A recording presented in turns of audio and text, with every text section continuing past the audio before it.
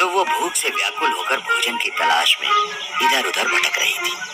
भोजन की तलाश में पूरा जंगल छान मारा, लेकिन कहीं भी भोजन नहीं मिला।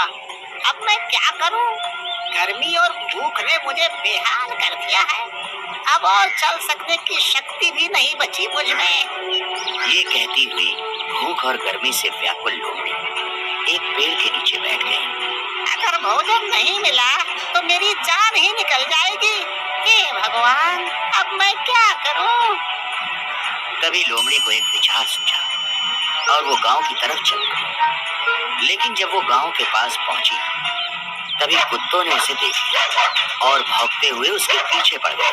लोमड़ी अपनी जान बचाकर जंगल की ओर भाग गई और कुत्तों को चकमा देकर एक घनी झाड़ी के पीछे छुप गई। कुत्ते भागते हुए आगे निकल गए। ये कुत्ते तो आज मुझे मार ही डालते। अब कभी गांव में नहीं जाऊंगा।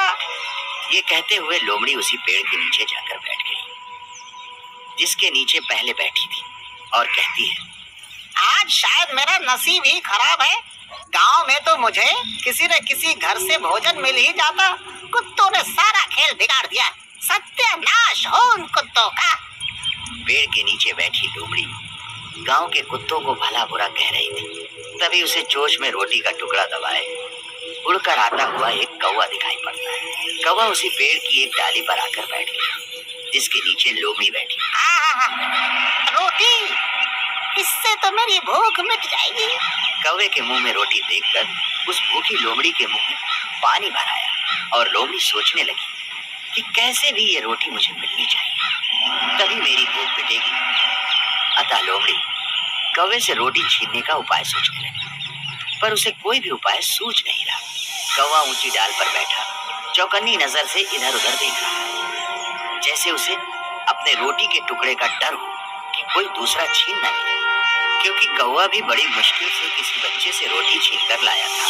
कौवा किसी मोटी डाल की तलाश में इधर उधर देख रहा था जहां वो आराम से रोटी खा सके और रोटी जमीन पर ना गिरे। लोमड़ी को एक उपाय सूझा। वो डाल पर बैठे कौवे की ओर देखते हुए बड़ी मीठी बोली से बोली, मेरे प्यारे कौवा भाई, आप तो बहुत ही सुंदर हो। पूरे जंगल में आप जैसा सुंदर कोई दूसरा पक्षी है ही नहीं।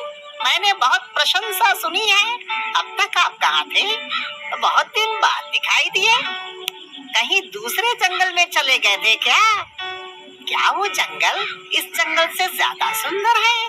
कौवे ने उसकी ओर देखा लेकिन कुछ नहीं बोला। भूखी लोमड़ी परेशान हो गई कि शायद ये मेरे मन की बात जान गया। कौवा भाई, आप तो दूसरे जंगल में चले गए थे। आपकी मीठी बोली सुनने के लिए मैं बहुत व्याकुल था।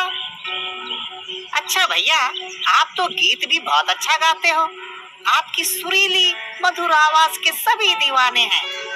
वैसे गाना तो मैं भी अच्छा गा लेता हूँ, लेकिन मेरी आवाज बेसुरी है।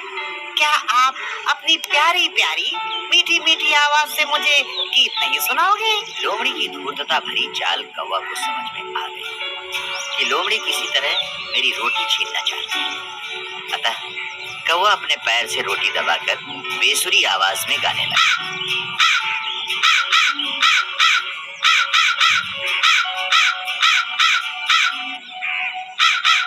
लोमड़ी को समझ में आ गया कि कौवा मेरी चाल समझ गया है। अब मुझे कोई दूसरी चाल चलनी पड़ेगी। अरे वाह कौवा भाई, आज तो आपने कमाल ही कर दिया। बस एक सुंदर सा नृत्य दिखा दे तो मजा आ जाएगा। बिना सोचे समझे ज्यों ही कौवा ने नाचना शुरू किया, रोटी का टुकड़ा नीचे गिर गया। भूखी लोमड़ी ने झट से वो टुकड़ा उठाया और वहां से भाग गई। कौवा अपनी मूर्खता पर पछताने लगा। शिक्षा, अपनी झूठी प्रशंसा से हमें बचना चाहिए। नए वीडियोस देखने के लिए बेल आइकॉन जरूर दबाएं। आप हमारे वीडियोस पर अपना कमेंट जरूर दें। वीडियोस को लाइक करके अपने मित्रों को शेयर